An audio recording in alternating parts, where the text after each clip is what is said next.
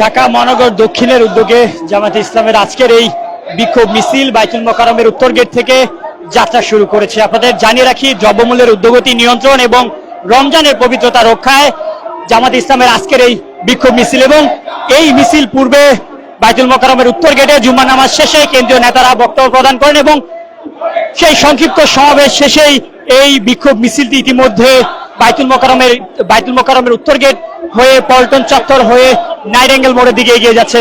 দর্শক, যে যেখান থেকে দেখছেন অবশ্যই কমেন্টের মাধ্যমে জানাবেন। জামায়াতে ইসলামের আজকের এই বিক্ষোভ মিছিল নিয়ে যদি কোনো মন্তব্য থেকে থাকে সেটিও কমেন্টে জানাতে পারেন।